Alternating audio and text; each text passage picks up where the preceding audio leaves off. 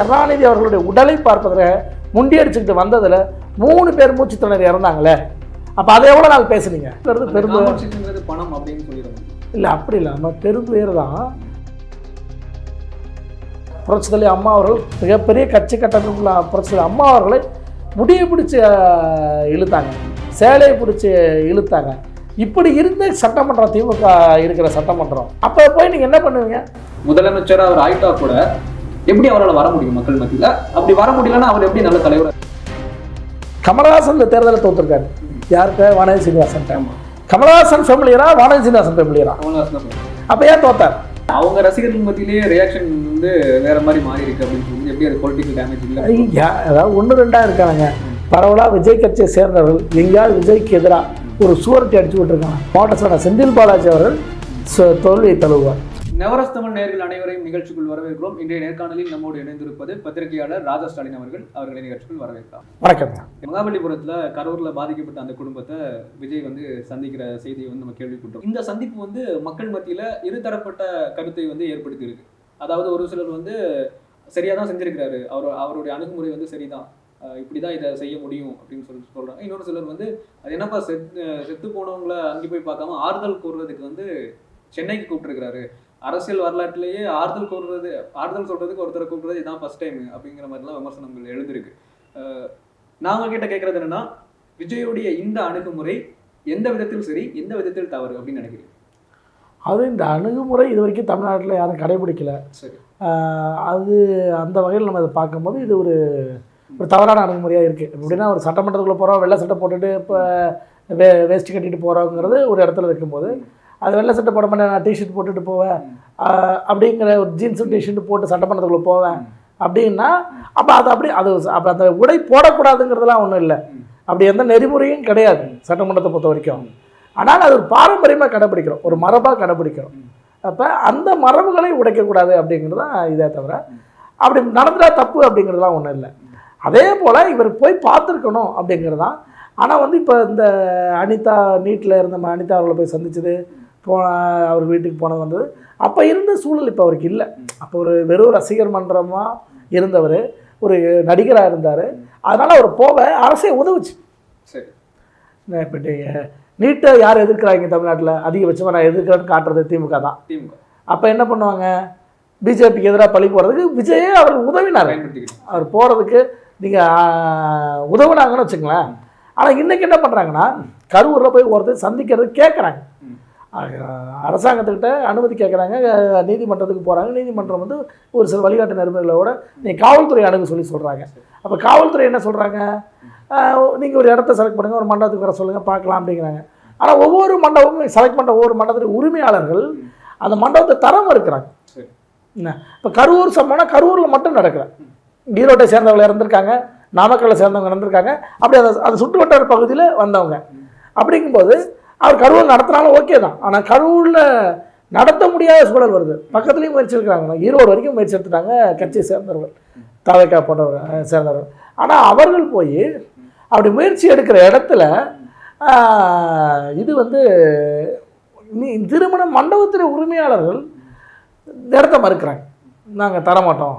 ஏன்னா அரசுக்கு எதிராக போயிடுன்னு ஒருவேளை அந்த அச்சமா என்னெல்லாம் தெரியாது. ஆனால் அவர்கள் மறுத்த அனுமதி கொடுக்குறாங்க. திருப்பி அன்றைய இரவே வந்து இல்லை, இங்கே விஜய் வருவதற்கு முடியாது, எங்கள் மண்டபம் கிடையாது அப்படிங்கிறாங்க.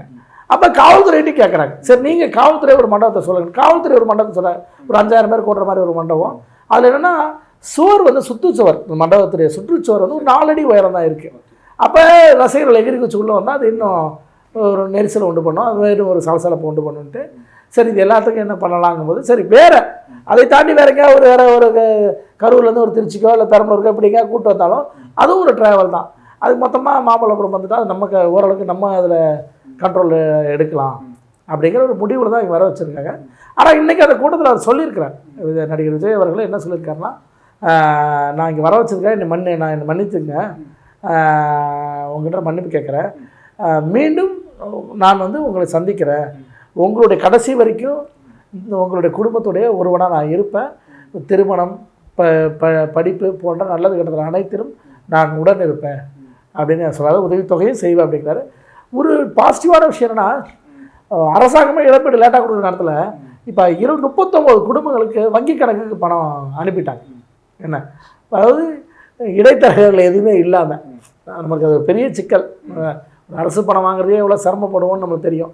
வருமான சான்றிதழ்லேருந்து இருப்பிட சான்றிதழ்லேருந்து ஒவ்வொரு விஷயமும் இப்படியான இடத்துல இருந்து இதை வந்து பண்ணியிருக்க வரவேற்க வேண்டிய விஷயம்.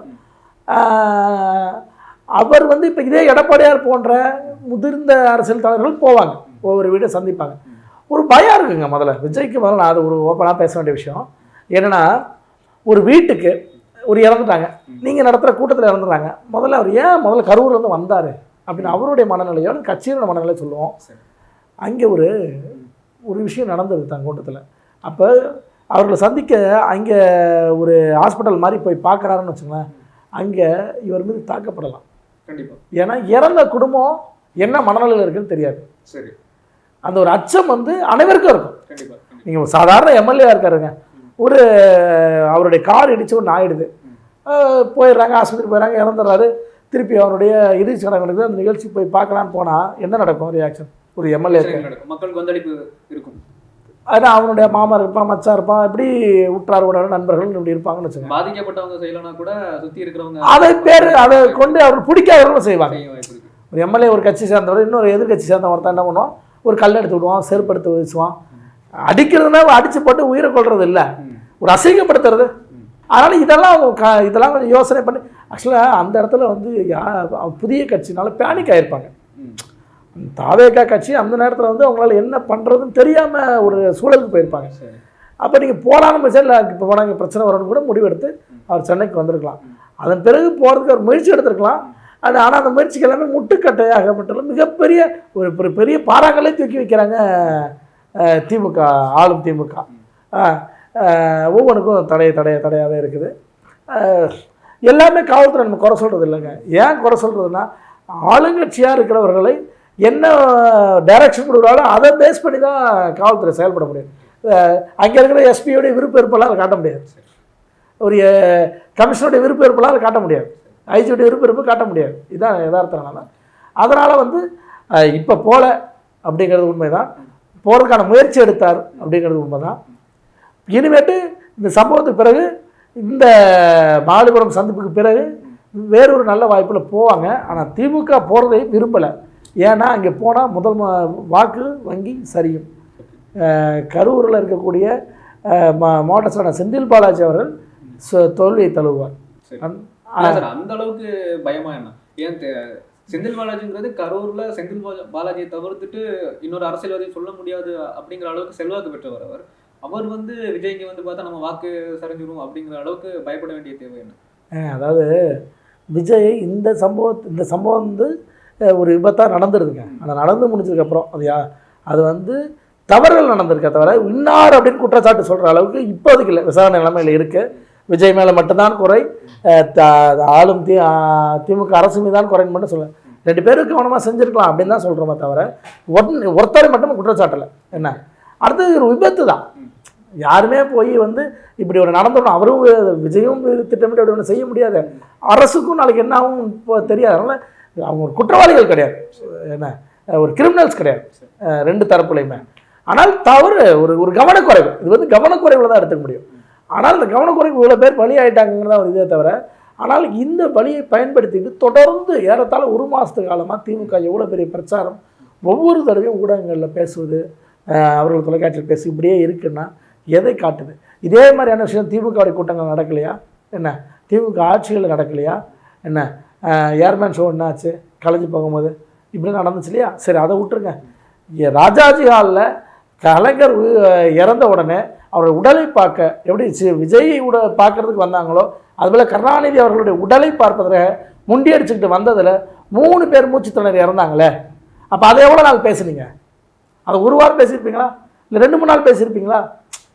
இப்படியே கடந்து போயிட்டீங்களா? 1 வாரத்துக்கு கடந்து போயிட்டீங்களே. இன்றைக்கி விஜய் கொடுத்த 20 செலவு நீங்கள் இழப்பீடு கொடுத்தீங்களா? அந்த கட்சி தோணும், உங்கள் கட்சி தோன்றனுக்கு.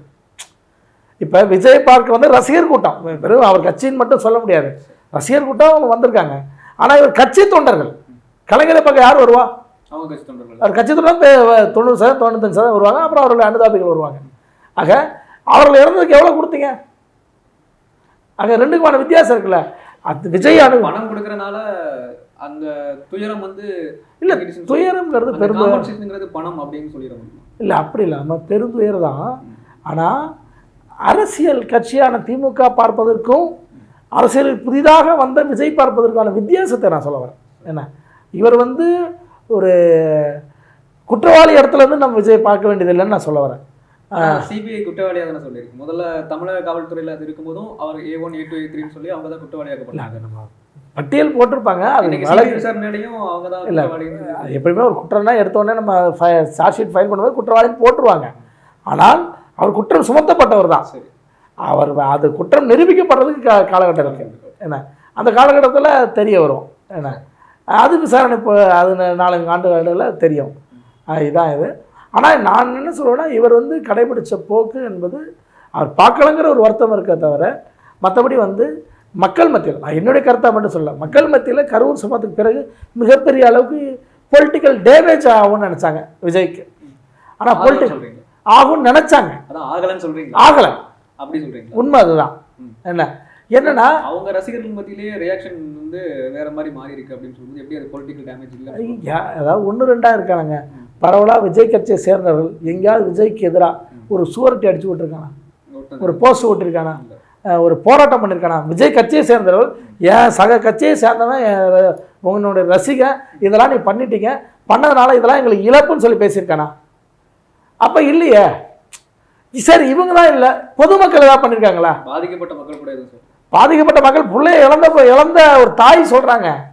என்ன சொல்கிறாங்க, என்னை விஜய் அண்ணா வந்து குழந்தைகளை கூட்டு வரக்கூடாதுனாங்க, நாங்கள் தான் கூட்டு போனோம், அந்த இறந்த குழந்தை வந்து விஜயை பார்க்கணுன்னு கேட்டாங்க, அதனால் நடந்துச்சு அப்படின்னு தான் சொன்னாங்களே தவிர, எங்கேயாவது வந்து விஜய் மேலே தவறுன்னு சொன்னாங்களா? என்ன, இதுதான் யதார்த்தம்.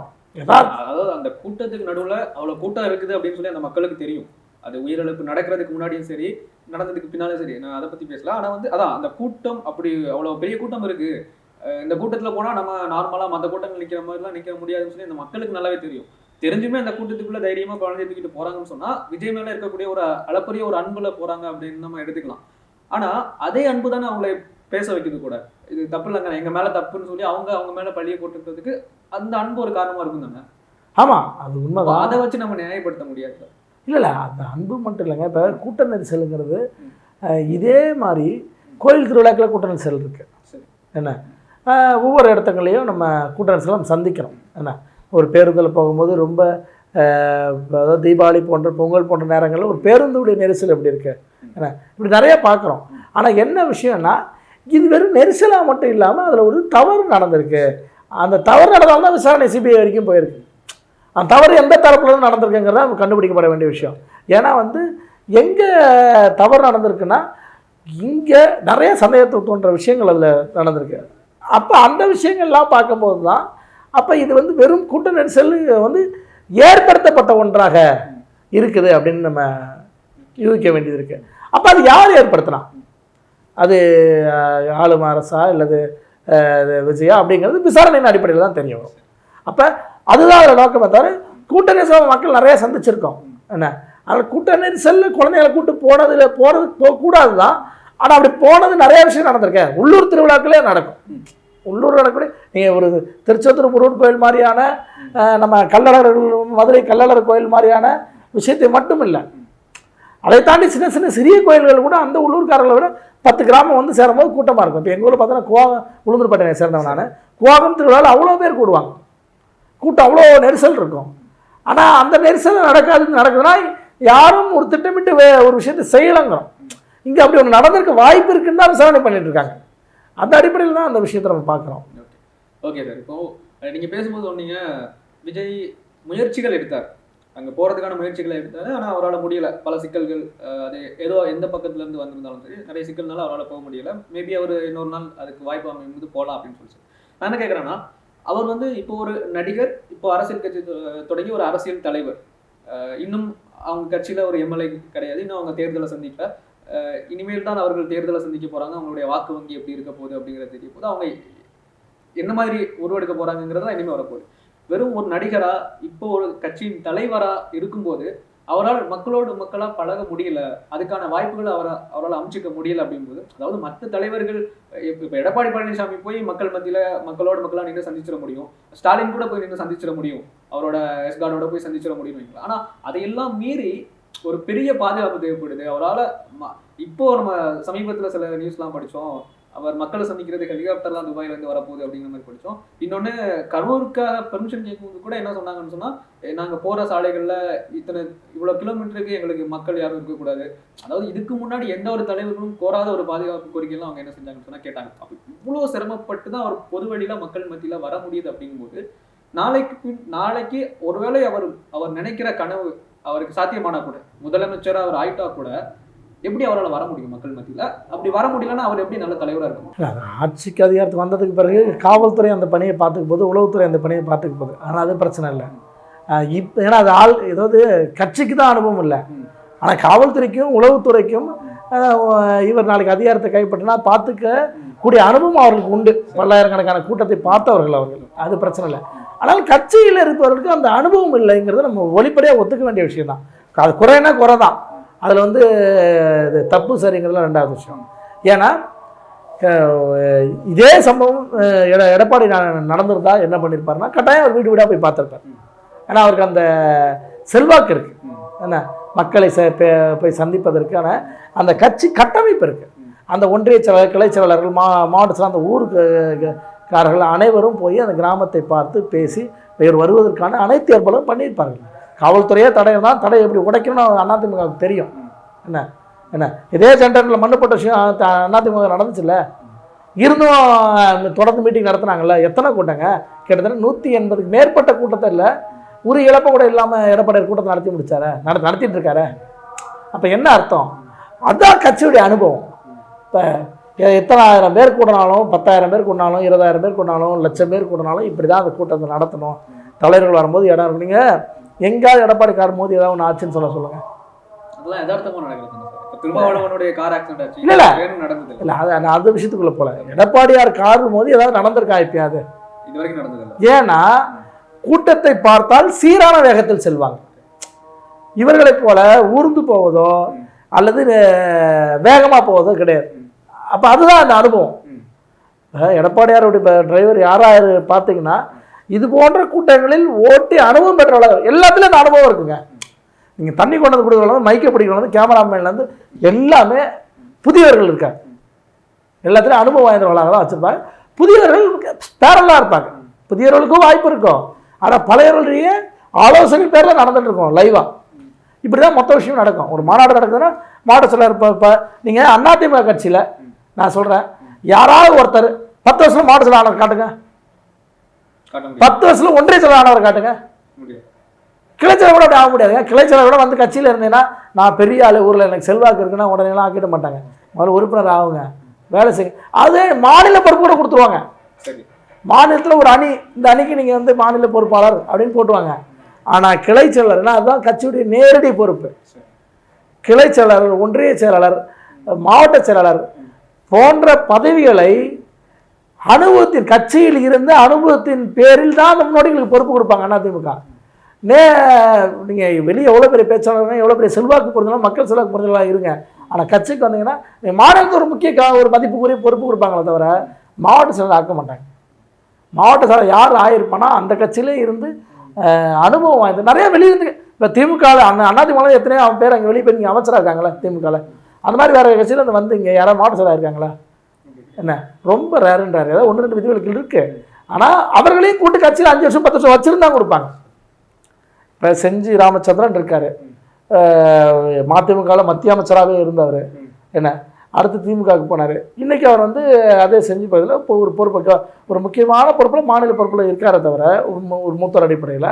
ஆனால் ஒன்றிய செயலாளர் கிடையாது, அவர் மாவட்ட செயலாளர் கிடையாது. ஏன்னா வேறு கட்சியிலேருந்து வந்திருக்காரு. இங்கே அனுபவம் வந்துக்கு ஆயிடுச்சு 10 வருஷம். அவர் கட்சிக்கு வந்து 10 வருஷம் ஆகி போச்சு. ஆனால் அது மெல்ல மெல்ல தான் நடக்கும். அப்படி அவர் பொறுப்பு கொடுக்கணும்னா இப்படி உதாரணத்துக்கு சொல்கிறேன், இதுதான் அதிமுகவுடைய கட்சி கட்டமைப்பு நடைமுறை. இந்த கட்டமைப்பு கிடையாது. இந்த கட்டமைப்பு வந்து விஜய் அவர்களுக்கு கிடையாது, இந்த அனுபவம் கிடையாது. அதிமுகவில் அனுபவம் இல்லாதவர்களை போட மாட்டாங்க. நீங்கள் ஒரு எம்எல்ஏ சீட்டு கூட வாங்கிக்கலாங்க, ஆனால் மாவட்ட பொறுப்பு வாங்க முடியாது. ஏன் மாவட்ட பொறுப்பு அந்த அளவுக்கு முக்கியமானது, ஒன்றிய பொறுப்பு முக்கியமானதுன்னா, இந்த கூட்டங்கள் எம்ஜிஆர் 10 தடவை அந்த ஊருக்கு வந்திருப்பார். அப்போ அவர் கூட்டம் கூடியிருக்கும். புரட்சிலை அம்மா அவர்கள் வந்திருப்பாங்க, கூட்டம் கூடியிருக்கும். என்ன இப்போ எடப்பாடியார் வந்திருப்பார், கூட்டம் கூடியிருக்கும். இது அத்தனை கூட்டத்தையே நடத்திய அனுபவம் உள்ளவர்களாக மாவட்ட செயலாளர் இருப்பாங்க. அதனால தான் இப்போ ஒன்றும் இல்லைங்க, எங்கள் மேற்கு மாவட்டத்தை சேர்ந்த செங்கல்பட்டு மேற்கு மாவட்டத்தை சேர்ந்த சிட்லப்பாக்கம் ராஜேந்திரன் அவர்களும் இவர் திருக்கழுக்குன்றம் ஆறுமுகர்களும் இணைந்து நடத்துனாங்க இந்த எடப்பாடியார் வந்த இதை. அப்போ செங்கல்பட்டில் தான் அது நடந்துச்சு. நான் நேரடியாக கண்கூடாக பார்த்தேன். மிக ஏறத்தாழ ஒரு 25,000 பேருக்கு மேலே அந்த இடத்துல கூடியிருந்தாங்க.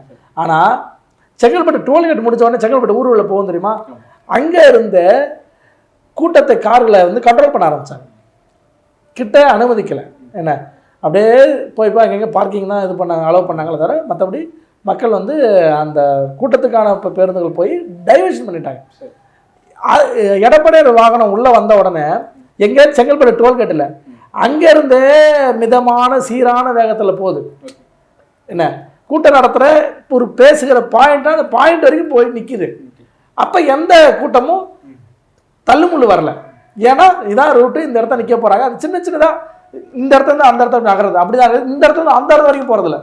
என்ன ஒரு 10 அடி தள்ளி போகிற இடத்தெல்லாம் கிடையாது. இப்போ ஒரு 2 அடி 3 அடி அப்படிங்கிற அந்த, ஆனால் அதுக்குள்ளான அந்த தள்ளுமுள்ளு கீழே விழுறது இருக்காது. இதெல்லாம் அனுபவத்தின் அடிப்படையில் அவங்க செய்கிறாங்க. ஏன்னா சிறப்பாக சிட்லப்பாக்கம் ராஜேந்திரனும் சரி, திருக்கழுக்குன்றம் ஆறுமுகம் அவர்களும் சரி, இவருடைய 2 பேருடைய, ஏன்னா அவர்களும் அந்த பகுதியை மாவட்ட செயலாளர், அவருடைய ஏற்பாடு தான் மற்ற கட்சியுடைய நிர்வாகிகளுடைய இதில் அது நடக்குதுன்னு வச்சுங்க. அப்போ அந்த அனுபவம் அவர்களுக்கு இருக்குல்ல. அப்போ சிட்லப்பாக்கம் ராஜேந்திரன் அவர்கள் வந்து இந்த மாதிரி ஒரு 50க்கும் மேற்பட்ட கூட்டங்களை நடத்தியிருப்பார், பெரும் தலைவர்கள் வந்த கூட்டங்கள். அந்த அனுபவம் அவருக்கு இருக்குது. ஏன்னா அவரெல்லாம் ஒரு 20 வருஷத்துக்கு மேலே மாவட்ட செயலாளர் இருக்கிறவர்.